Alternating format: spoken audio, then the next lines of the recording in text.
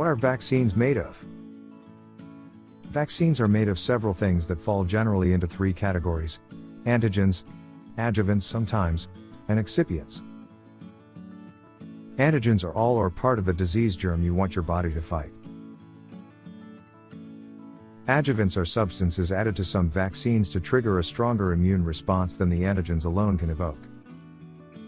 And excipients are all the other vaccine ingredients, plus contaminants from the manufacturing process.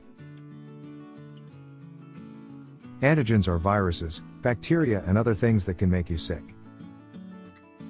Some vaccines use the whole germ or pathogen, either weakened or dead.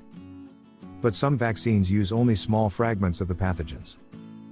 In either case, these antigens are in vaccines to make your immune system remember disease germs, and make antibodies that recognize the germ so your body can react faster and with fewer symptoms in the future. However, the tiny germ fragments in some vaccines may not cause your body to produce enough antibodies. So adjuvants are added to those vaccines to create a much stronger immune response.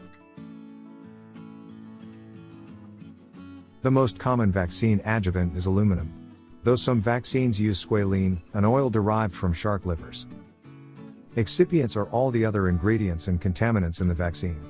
They can include polysorbate detergents, gelatin, egg proteins, components of animal cells and blood products, components of human fetal cells including DNA fragments, antibiotics, monosodium glutamate, the germ killer formaldehyde, and preservatives like mercury. It's important to note that the adjuvants in vaccines can evoke a strong immune reaction to everything in the vaccine, including even the excipients. As a result, some people may become allergic to common gelatin, or eggs, or anything else in the shot. That's why vaccines may not be right for everybody. So let's review. Vaccines are made of three key parts: antigens, which are all or part of the disease germ; adjuvants, which are substances added to the vaccine to evoke a stronger immune response; and excipients, which are all the other ingredients, including contaminants. Together, they're designed to evoke antibodies that will ideally help fight the same pathogen faster and with fewer symptoms in the future. That's all for today. But here's something else to think about: antibodies aren't the only part of the immune system. They may not even be the longest lasting. They're just the easiest to measure. Thanks for watching.